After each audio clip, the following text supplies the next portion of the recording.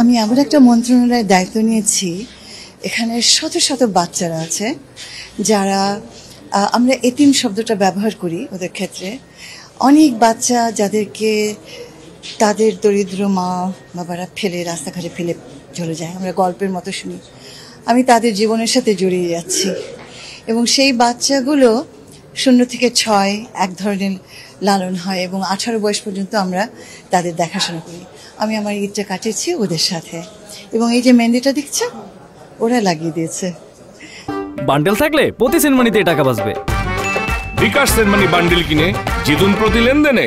বুঝেছো তো? তো এটা একটা ভিন্ন অভিজ্ঞতা তো বটেই। আপনি একজন উপদেষ্টা এবং খুবই পাওয়ারফুল উপদেষ্টা, সেই সময় সেই হিসেবে এবার প্রতিদিন হলো দেশের সার্বিক অবস্থা।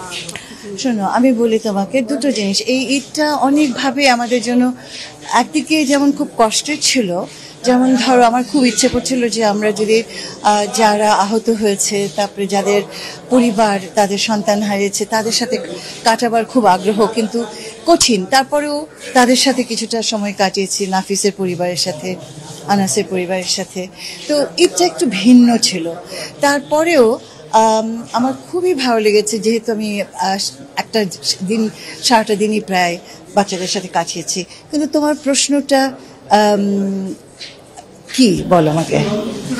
প্রথমবারের মতো আপনি তো নিজেও একজন অবশ্য যে সেক্টরে কাজ করেছেন অন্যরকম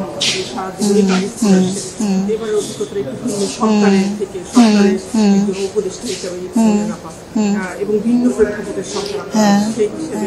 না, সেজন্য আমি বলছি, জানো আমি যে সুযোগটা পেলাম এই সরকারের কারণেই পেলাম, এই দায়িত্বের কারণেই পেলাম, এবং যেটা কোনোদিনও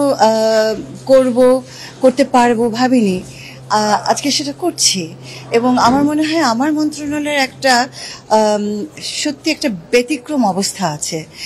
আমার মন্ত্রণালয়টা সবচেয়ে বেশি মানুষকে নিয়ে কাজ করে এবং মানুষের কাছে যায়। কোন মানুষগুলো? যারা সবচাইতে প্রান্তিক, যারা সবচাইতে দুর্বল, যারা সবচাইতে পিছিয়ে পড়া। তো আর তুমি তো জানো, মানবাধিকার কর্মী হিসেবে সবসময় আমি এই মানুষগুলোর সাথে কাজ করেছি। তো ওই 2-1 জনের সাথে কাজ করা আর শত শত হাজার জনের সাথে কাজ করা ভিন্ন।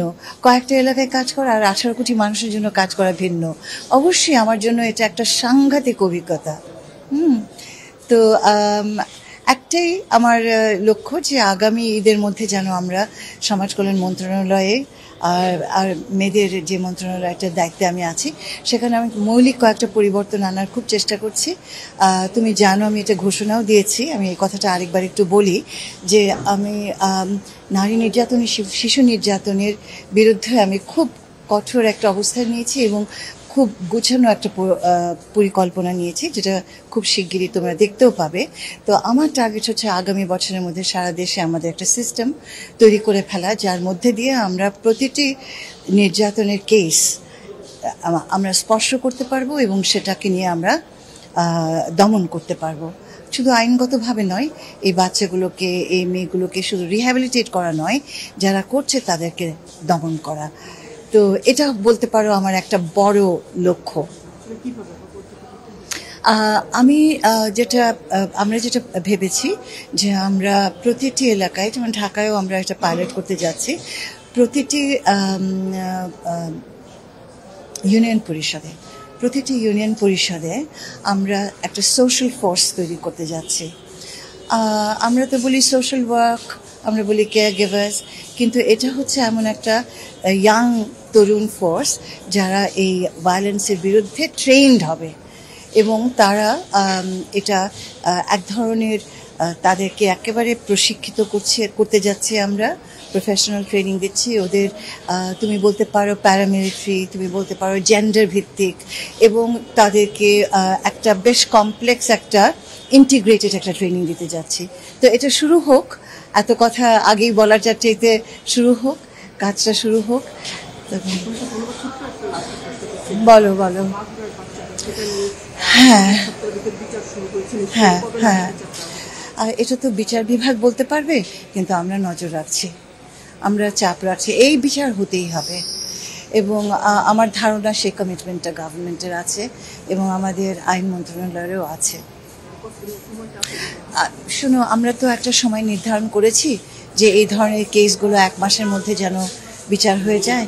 তো এই 1টা মাস একটু ধৈর্য ধরো, আমার ধারণা হয়ে যাবে। আগামী 1 মাসের ভিতরে আমরা তো সেটাই দাবি করছি, আমরা নিজেরাও আমাদের নিজেদের থেকে সেটা দাবি করছি।